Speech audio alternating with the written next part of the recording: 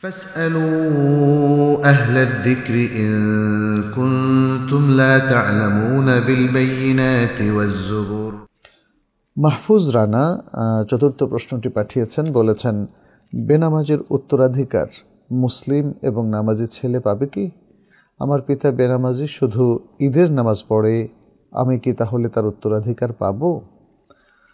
ভাই মাহফুজ, এখানে কয়েকটি বিষয় আমাদেরকে একটু ভেবে দেখতে হবে।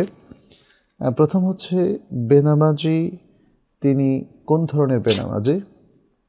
যদি তিনি এমনটা হন যে তিনি নামাজের ফরজিয়তে স্বীকার করেন না এবং সেই কারণে তিনি নামাজও পড়েন না, তাহলে বিল ইত্তেফাক সকল উলামায়ে কেরাম বলেছেন এটা বড় কুফরি।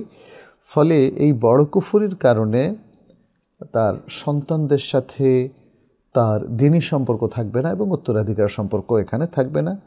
সন্তান থেকে তিনি উত্তরাধিকার পাবেন না এবং সন্তানরাও তার থেকে পাবে না। কিন্তু যদি তিনি অলসতাবশত সালাত তরক করেন, তাহলে জমহুর উলামায়ে কেরাম বলেছেন যে এটা ছোট কুফরি হবে, এর জন্য তার শাস্তি হবে, আল্লাহ পাপ দেবেন, কিন্তু উত্তরাধিকার সত্ত্ব সহ আরও যে সমস্ত ইসলামী বিধানগুলো আছে সেগুলো এখানে বাতিল হবে না।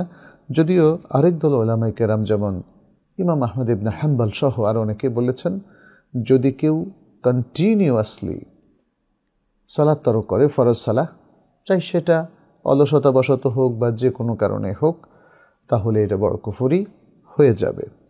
এখন উত্তরাধিকারের ক্ষেত্রে আরেকটা বিষয় আমাদের খেয়াল করার বিষয়, সেটি হচ্ছে আসলে আপনার বাবা সালাত পড়েন না, তাহলেই কি আমরা তাকে অমুসলিম ভেবে উত্তরাধিকারটা এখানে বাতিল করে দেব? আমার মনে হয় এখানে আরেকটু গবেষণার প্রয়োজন আছে এবং বাবাকে বলারও প্রয়োজন আছে কেন তিনি সালাত পড়েন না।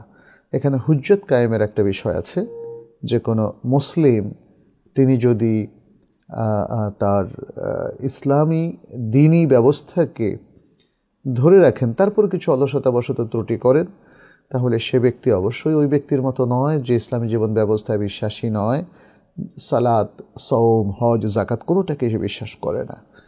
সুতরাং এর মধ্যে একটু পার্থক্য করতে হবে। একজন বাবা বা মা তিনি যদি সালাতে অনিয়মিত থাকেন, তাহলে তাকে অমুসলিম বলে সাথে সাথে উত্তরাধিকার বাতিল করা এটা উচিত হবে না।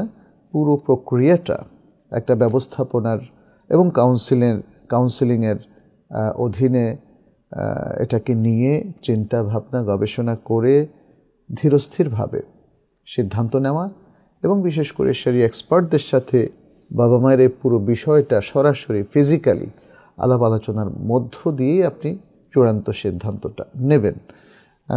এখানে আমরা সবটাই ভেঙে বলেছি।